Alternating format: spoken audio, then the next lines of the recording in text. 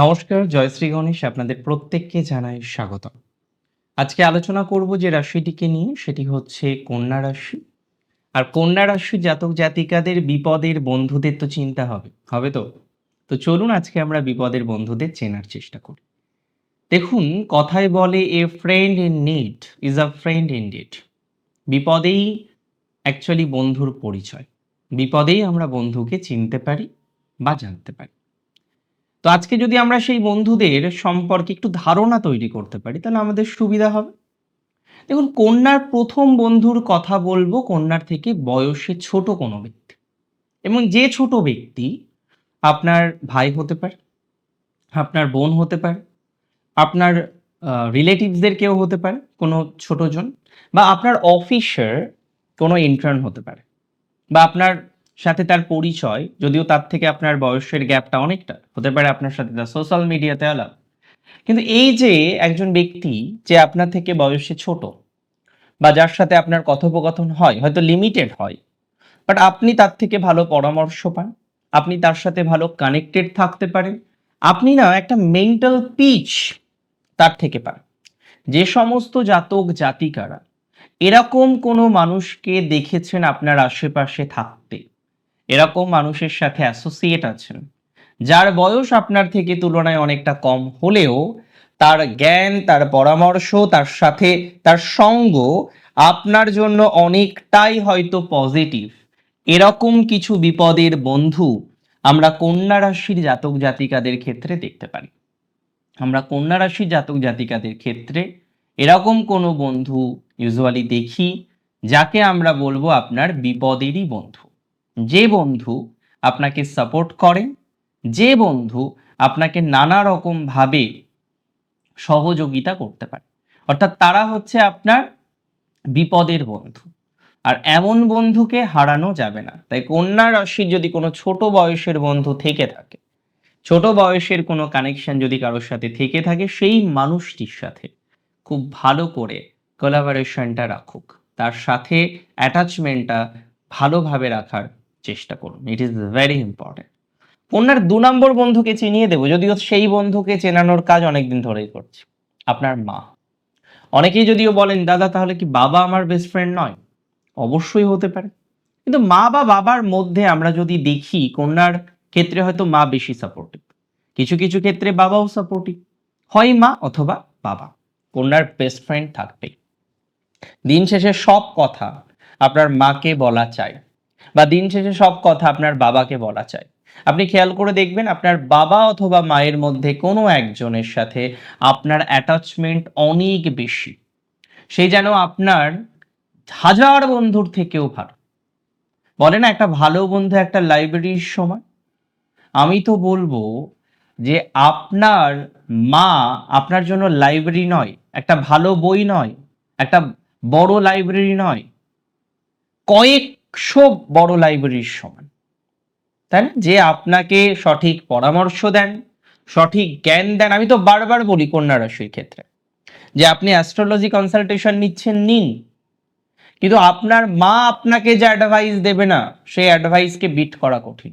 সেই advice maximum ক্ষেত্রে, সেখানেও একটা পার্সেন্টেজ আছে, প্রায় 95%, আপনার মা আপনাকে সঠিক পরামর্শ দেন। সেই পরামর্শটা আপনার পার্টনার সিলেকশনের ক্ষেত্রে হতে পারে, সেই পরামর্শটা আপনার জব সিলেকশনের ক্ষেত্রে হতে পারে, বা সেই পরামর্শটা আপকামিং টাইমে আপনি কোন দেশে থাকবেন, কোন রাজ্যে থাকবেন, কোথায় থাকা উচিত, সেই সংক্রান্ত বিষয় হতে পারে। আমার ব্যক্তিগত অভিজ্ঞতায় আমি দেখেছি, কন্যা রাশির জাতক জাতিকাদের ক্ষেত্রে তার মা তার one of the best friend, one of the বিপদের বন্ধু। আর এই বিপদের বন্ধুটা না আপনাকে ছেড়ে কোনোদিন যাবে না, আপনাকে কোনোদিন ভুল পরামর্শ দেবে না। আপনার জন্য হয়তো সেই বলে না, আমি তোমার জন্য জীবন দিয়ে দিতে পারি, সে দিয়ে দিতে পারে। কন্যার আরো বন্ধু আছে, তাদেরকে চেনাবো। কর্মসূত্রে কন্যার কিন্তু বন্ধু তৈরি হয়, এবং আমি ব্যক্তিগত অভিজ্ঞতায় দেখেছি তাদের মধ্যেও বেশ কিছু বিপদের বন্ধু থাকে, যারা আপনাকে আপনার বিপদ থেকে, আপনার আপদ থেকে অনেকটা রক্ষা করার চেষ্টা করে। আপনার বিপদ আপদ থেকে তারা আপনাকে অনেকটা সাপোর্ট করার চেষ্টা করে। অর্থাৎ কন্যা রাশির জাতক বা জাতিকাদের ক্ষেত্রে আমরা এরকম কিছু বন্ধুত্ব দেখি, এরকম কিছু মানুষের উপস্থিতি দেখি যারা প্রকৃত অর্থে আপনার বিপদের বন্ধু, যারা প্রকৃত অর্থে আপনার জন্য মোস্ট সাপোর্টিভ ওয়ান, যারা প্রকৃত অর্থে আপনার জন্য সর্বদাই সাপোর্টকে রিপ্রেজেন্ট করে। যদিও এদের সাথে আপনার অ্যাটাচমেন্ট কম, যদিও এদের সাথে আপনি যে সারাদিন ধরে কথা বলছেন, নো নট লাইক দ্যাট, বা এদের সাথে আপনি যে সারাদিন ধরে অ্যাটাচড আছেন সেটা কিন্তু নয়, হয়তো খুব কম কথা তাদের সাথে আপনার হয়, কিন্তু তারপরেও আপনি দেখছেন সে আপনার জন্য অনেক বেশি লাকি, সে আপনার জন্য অনেক বেশি সাপোর্টিভ, সে যেন আপনার বিপদে একটা ছাতা ধরে দাঁড়িয়ে থাকে যাতে বিপদ আপনার কাছে আসতে পারে না। তো ওয়ার্ক প্লেস থেকে যদিও এই যে বন্ধুর কথা বললাম, from your work place, maximum ক্ষেত্রেই সেটা কিন্তু অপোজিট জেন্ডারের হয়। আমি বহু ক্ষেত্রে দেখেছি সেম জেন্ডার থেকে কন্যার বহু বিপদ আসতে। তো আমি এটা বলবো না যে এই বিপদের বন্ধু আপনার সেম জেন্ডারের, তবে ম্যাক্সিমাম ক্ষেত্রে হতে পারে সেম জেন্ডারের কোনো ভালো বন্ধু আছে, অস্বীকার করার কোনো জায়গায় নেই। তবে অপোজিট জেন্ডারের বন্ধুর ক্ষেত্রে পজিটিভিটির মাত্রাটা কিন্তু বেশি বৃদ্ধিপ্রাপ্ত হয়। অপোজিট জেন্ডারের বন্ধু থেকে বেশি সাপোর্ট প্রাপ্তির সম্ভাবনাটা থাকে, এবং ম্যাক্সিমাম ক্ষেত্রেই আমি দেখেছি কন্যার বিপদের বন্ধু হিসেবে, যেমন আমি বললাম মা, যেমন আমি বললাম ছোট কেউ বয়সের, তেমনই কিন্তু এরকম অপোজিট জেন্ডারের বিপরীত লিঙ্গের কোনো বন্ধু সে কিন্তু জীবনচক্রে আসে এবং নানা রকমভাবে কিন্তু আপনাকে সাপোর্ট করার চেষ্টাটুকু অন্তত করে। তবে এখানেই কিন্তু কন্যার বন্ধুত্বের অধ্যায় শেষ হচ্ছে না, আরো কিছু বন্ধু আছে। এবার চলুন তাদেরকে বোঝার চেষ্টা করি, তাদেরকে জানার চেষ্টা করি। অনেক ক্ষেত্রেই আমি লক্ষ্য করেছি কন্যা রাশির জাতক জাতিকাদের ক্ষেত্রে তাদের কিছু বন্ধু ইনলজের ফ্যামিলি থেকে আসে। আপনি বলবেন দাদা ইনলজের ফ্যামিলিতে তো কন্যার সমস্যা আসে, দ্যাটস ট্রু। 70% 80% ক্ষেত্রে ইনলস থেকে কন্যার সমস্যা আসে, বাট সেই ইনলসদের মধ্যে কোনো একজন থাকেন, সেই ইনলসদের মধ্যে একজন, হয়তো সংখ্যাটা নগণ্য, 10 জন বিপরীতে একজন সাপোর্টিভ, কিন্তু একজন অন্তত এরকম থাকে যে কিন্তু আপনাকে সঠিক পরামর্শ দেয় সেই ইনলসের দিকে কি চলছে, তারা কি ভাবছে, আপনার ক্ষতি করার চেষ্টা করছে কিনা, এরকম কোনো জায়গা থেকে আমার মনে হয় যে তার সে সাপোর্ট করে, সে আপনাকে পরামর্শ দেয়, সে আপনাকে কোনো না কোনোভাবে হেল্প করার চেষ্টা করে, সে আপনার জন্য কিন্তু সাপোর্ট হয়ে দাঁড়ায়, এবং যেখানে আপনার সার্ভাইভ করাটা খুব কঠিন, সেখানে যদি সেই বলে না যে ভেসে যাচ্ছি, একটা লাঠিও যদি পাওয়া যায়, শুকনো লাঠি, সেটাও হয়তো সেই বিপদের সময় সব থেকে বড় বন্ধু হয়ে ওঠে, সব থেকে বড় শক্তিশালী অস্ত্র হয়ে ওঠে।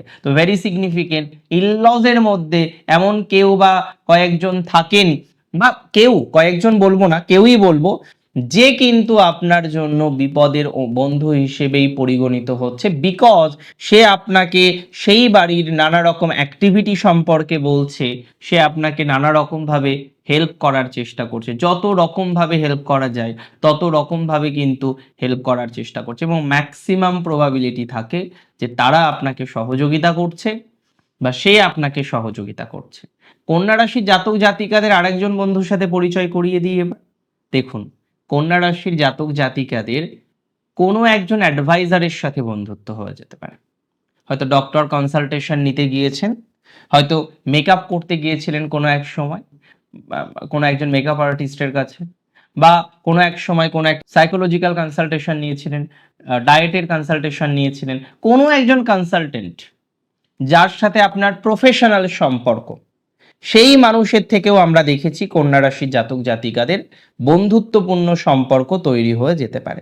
তবে কন্যা এমন একটি রাশি, সত্যি বলতে কি, যত না বন্ধু কন্যার জীবনে থাকে তার থেকে কয়েক গুণ শত্রু দ্বারা কন্যা কিন্তু বাধা পায় জীবনে। তাই বিপদের বন্ধুকে কন্যার চেনাটা খুব দরকার, যে কে যে বন্ধু, প্রকৃত বন্ধু যে কে, এই ধারণাটা কন্যা তৈরি করতে না পারলে খুব সমস্যা। অনেক ক্ষেত্রেই আমরা দেখেছি কন্যা রাশির জাতক জাতিকাদের এই প্রকৃত বন্ধু তৈরি না হলে বা ভালো কিছু বন্ধু না থাকলে তাদের পক্ষে খুব কঠিন, কারণ এই কন্যা রাশির জাতক জাতিকারা সহজে লোকের নজরে আসে, সহজে শত্রুতার জায়গা তাদের জীবনচক্রে তৈরি হয়ে যায়, সহজে তারা দেখে ফেলে যে না শত্রু তৈরি হয়ে গিয়েছে, সহজে তারা দেখে ফেলে যে না এত শত্রু চারিদিকে, এটা তাদের জন্য কিন্তু অনেক বেশি মুশকিল তৈরি করে দেয়।